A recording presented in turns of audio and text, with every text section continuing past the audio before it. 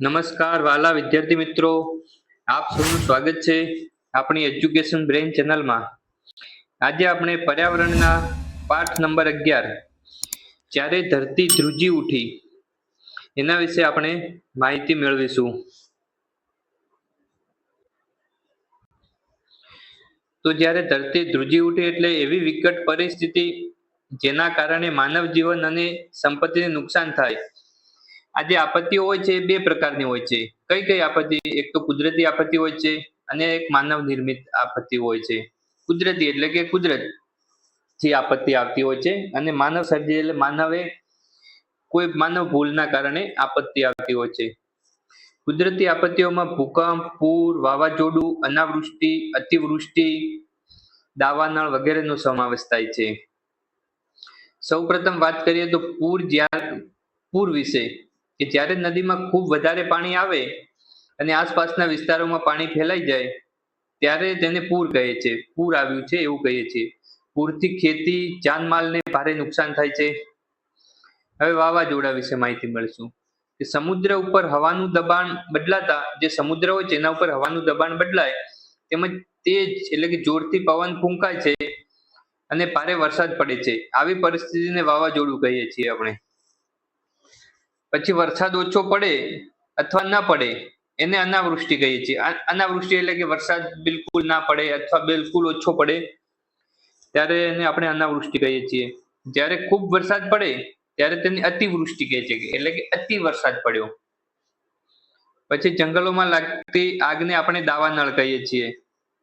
આ આગ વૃક્ષો હોય છે એના ઘર્ષણથી આગ લાગતી હોય છે અથવા કોઈ બીજા કારણથી આગ લાગતી હોય છે અને પ્રાણીઓ અને પર્યાવરણને ખૂબ મોટા પ્રમાણમાં નુકસાન થાય છે। હવે ભૂકંપ વિશે માહિતી મેળવીશું।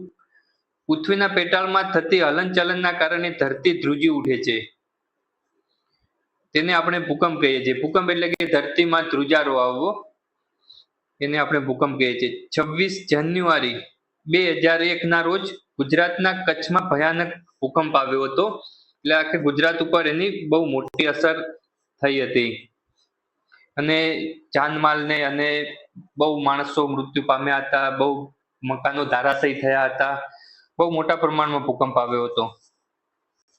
ભૂકંપ આવે ત્યારે ખુલ્લા મેદાનમાં જવું જોઈએ અને મજબૂત ટેબલ નીચે આશરો લેવો જોઈએ। આપણે ઘરમાં હોઈએ તો આપણને બહાર જવાનો સમય ઓછો મળે તો કોઈ ઘરમાં ટેબલ કે એવું હોય એની નીચે આશરો લેવો જોઈએ, અથવા આપણે જે ઘરની બહાર ખુલ્લું મેદાન હોય તે જગ્યાએ ઝડપથી જવું જોઈએ। અને મિત્રો, આપત્તિના સમયમાં ગભરાવું જોઈએ નહીં અને સમજદારીથી અને ધીરજપૂર્વક પગલાં લેવા જોઈએ। આપણે જ્યારે ધરતી ધ્રુજી ઉઠી એ પાઠ વિશે આપણે જે આપત્તિઓ, જે કુદરતી આપત્તિઓ હતી, માનવ સર્જિત આપત્તિઓ હતી, પૂર, વાવાઝોડું, દુકાળ, અતિવૃષ્ટિ, અનાવૃષ્ટિ, દાવાનળ, ભૂકંપ, એ બધા વિશે માહિતી મેળવી। હવે એ પાઠના આપણે જે પરીક્ષામાં પૂછાઈ શકે એવા મોસ્ટ આઈએમપી પ્રશ્નો વિશે જાણીશું। તો કે પહેલો પ્રશ્ન છે, ચોમાસામાં આવતા વધુ વરસાદના કારણે નદીઓમાં વધુ પાણી આવવાથી કઈ આપત્તિ આવે છે? તો પૂર, વધારે પાણી આવે એને પૂરની આપત્તિ કહેવાય છે। બીજો પ્રશ્ન છે, જંગલમાં લાગતી આગને શું કહે છે? આ મોસ્ટ આઈએમપી પ્રશ્ન છે। દાવાનળ, દાવાનળ કઈ રીતે લાગે?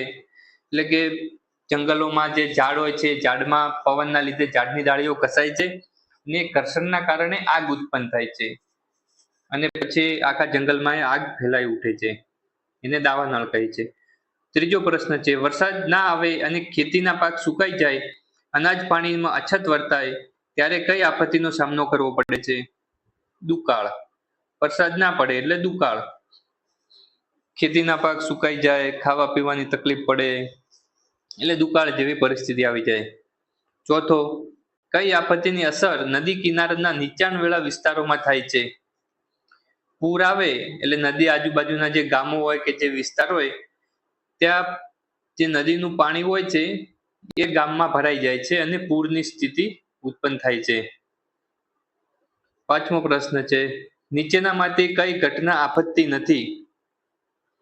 એટલે કે બસ અકસ્માત, બસ અકસ્માત એ કોઈ કુદરતી આપત્તિ નથી, એ માનવ સર્જિત આપત્તિ છે એટલે કે માણસે પોતે ભૂલ કરી હોય એ ભૂલનું પરિણામ છે. કઈ આપત્તિ સમુદ્રમાં આવે છે અને કિનારાની આસપાસ હોનારત સર્જે છે? સુનામી. દરિયા કિનારો હોય ત્યારે જે દરિયાનું જે પાણી હોય છે એ જે આજુબાજુનો વિસ્તાર હોય છે ત્યાં ઘૂસી જાય છે અને આજુબાજુના વિસ્તારને પ્રભાવિત કરે છે અને બહુ મોટા પ્રમાણમાં નુકસાન કરે છે. એને સુનામી કહે છે. 7મો પ્રશ્ન, ધરતી ધ્રુજે, મકાન ધરાશાયી થાય એટલે કે મકાન પડી જાય, જાનમાલને નુકસાન થાય, તે આપત્તિ કઈ છે? એ ધરતીકંપ છે. ધરતીકંપ એટલે ધરતી ધ્રુજવી. ધરતી ધ્રુજે એટલે મકાનો પછી જે જાનમાલ હોય એ બધાને નુકસાન થાય છે અને બહુ મોટા પ્રમાણમાં નુકસાન થાય છે. તો એ કઈ આપત્તિ છે? ધરતીકંપ. 8મો પ્રશ્ન, ધરતીકંપ બાબત નીચેનામાંથી કયું વિધાન અસંગત છે? બી, ઓપ્શન બી. બહુમાળી મકાનમાં લિફ્ટમાંથી નીચે ઉતરવું જોઈએ. આ અસંગત છે. ધરતીકંપ આવે અને બહુમાળી મકાનમાં રહેતા હોઈએ તો લિફ્ટની જગ્યાએ આપણે સીડીનો ઉપયોગ કરવો જોઈએ અને સીડી પગથિયાથી આપણે નીચે ઉતરવું જોઈએ. 9મો પ્રશ્ન છે, નીચેનામાંથી કઈ કુદરતી આપત્તિ છે? ધરતીકંપ છે કુદરતી આપત્તિ છે. યુદ્ધ એ માનવ સર્જિત આપત્તિ છે એટલે કે માણસોએ કરેલી આપત્તિ છે. આતંકી હુમલો એ પણ માણસો કરે છે. હુલ્લડ પણ માણસો દ્વારા કરવામાં આવે છે. એ કોઈ કુદરતી આપત્તિ નથી. ધરતીકંપ એ કુદરતી આપત્તિ છે. 10મો પ્રશ્ન છે, નીચેનામાંથી કઈ ઘટનાનું પૂર્વાનુમાન શક્ય નથી? એટલે કે એવી કઈ ઘટના છે એને પૂર્વ અનુમાન એટલે કે પહેલાથી આપણે અનુમાન કરવું શક્ય નથી કે આપણને ખબર પડી જાય કે હવે એ થશે. ધરતીકંપનું કોઈ પૂર્વ અનુમાન કરવું શક્ય નથી. એ પહેલાથી નથી ખબર પડતો. વાવાઝોડું કે ભારે વરસાદ કે પૂર આવવાનું હોય તો આપણને પહેલાથી એનું અનુમાન લગાવી શકાય છે કે હવે કે એકાદ દિવસમાં કે 2 દિવસમાં વરસાદ આવવાની શક્યતા છે. પણ ધરતીકંપમાં એવું કંઈ જ નથી હોતું. 11મો પ્રશ્ન છે, ધરતીકંપ આવે ત્યારે શું કરવું જોઈએ? ઓપ્શન નંબર સી, ધરતીકંપ આવે ત્યારે ઝડપથી ઘરની બહાર નીકળી જવું જોઈએ. 12મો પ્રશ્ન, નીચેનામાંથી કઈ બાબત દુર્ઘટના નથી પરંતુ આપત્તિ છે?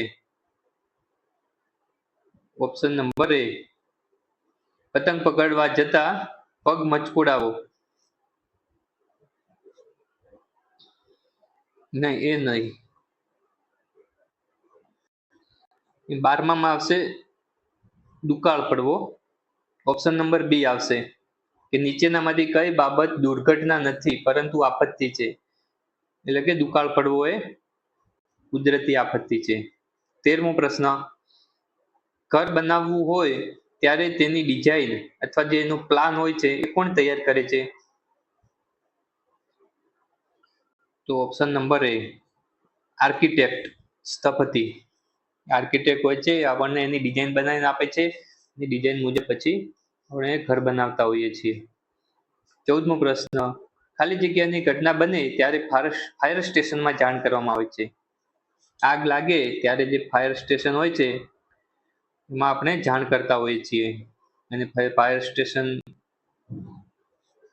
ની ગાડી આવીને એ આગ ઓલવે છે. 15મો પ્રશ્ન, ચોમાસામાં વધુ પડતા વરસાદ પડવાથી પાક તણાઈ જાય અને અનાજની તંગી વર્તાય તેવા દુકાળને ખાલી જગ્યા કહે છે. અતિવૃષ્ટિ. અતિ એટલે વધારે પડતો વરસાદ પડી જાય. વધારે વરસાદ પડે તો નુકસાન થાય. ઘર હોય, મકાન હોય, જાનમાલ હોય કે પાક હોય, બધું એ વરસાદમાં તણાઈ જાય છે અને બહુ નુકસાન થાય છે. તો એને દુકાળ કહેવાય છે. પણ કયો દુકાળ? અતિવૃષ્ટિ એટલે કે વધારે પડતો વરસાદ પડ્યો. 16મું જે જોડકા જોડવાના છે તો એમાં આવશે ઓપ્શન સી. તો કે જંગલોમાં લાગતી આગને શું કહે છે? તો પહેલામાં આવશે ડી, દાવાનળ. ધરતી ધ્રુજવા લાગે એને શું કહેવાય? ધરતીકંપ. નદીમાં ધસમસતો પ્રવાહ તો એને પૂર કહેવાય. અતિ ઝડપે પવન ફૂંકાય, વધારે પવન ફૂંકાય એને શું કહેવાય? વાવાઝોડું. તો એમાં આવશે ઓપ્શન સી. ધરતીકંપની તીવ્રતા શામાં મપાય છે? આ પણ મોસ્ટ આઈએમપી પ્રશ્ન છે.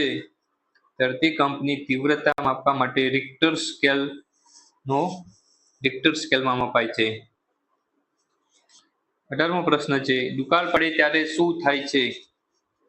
ઓપ્શન નંબર એ, દુકાળ પડે ત્યારે શું થાય? અનાજ પાણીની તંગી પડે છે, એટલે કે એની ખોટ પડે છે, મળતા નથી, એની મુશ્કેલી પડે છે.